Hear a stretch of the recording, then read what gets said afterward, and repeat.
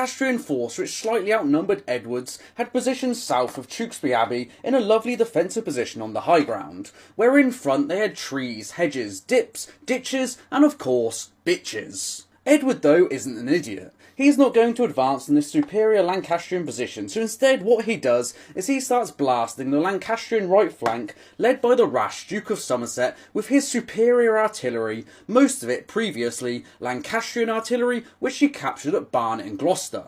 It was peak disrespect. Hails of arrows now begin to fall on the Lancastrian position, and the Duke of Somerset isn't just going to stand there and take a 12-round beating by prime Mike Tyson, as he had to do something. He now manoeuvres his men down the uneven terrain, and somehow misses the left flank of the Yorkist army completely, and comes crashing in to the centre of it, led by Edward himself. Although Somerset's advance took Edward's boys in the centre by surprise, they still held firm. However, none of the Lancastrians actually came in to support Somerset. Why? Perhaps a breakdown of communication, they didn't expect the speed of Somerset's advance, or they were just pinned down by Yorkist artillery. Whatever the case, Somerset was pissed.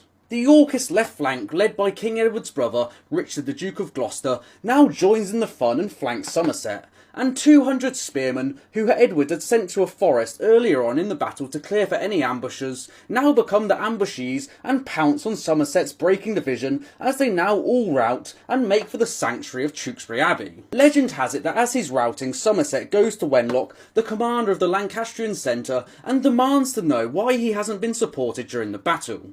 But before Somerset can receive an answer, he twats open Wenlock's head with a battle axe. He was that pissed that his allies hadn't supported him. With Somerset's rout and leaderless in the centre, the Lancastrian line now descends into chaos and starts running for their lives towards the abbey, and there's a river around here somewhere, and those who weren't slaughtered probably drowned in that. The young Prince Edward now lay dead in the ground, and with it any hopes of the Lancastrians reclaiming the throne. The abbey was filled with many Lancastrians who had fled the battle, expecting mercy as they were taking haven in a holy place. However, the Yorkists said that the abbey was never officially granted sanctuary status, and they were all dragged out and killed, including Somerset, who was tried for treason and then beheaded. Queen Margaret was taken captive, and King Henry VI, who had been banged up in the Tower of London, mysteriously passed away once King Edward returned to London victorious. Now there was no figure the Lancastrians could rally around, and it doesn't take a genius to work out who ordered his killing.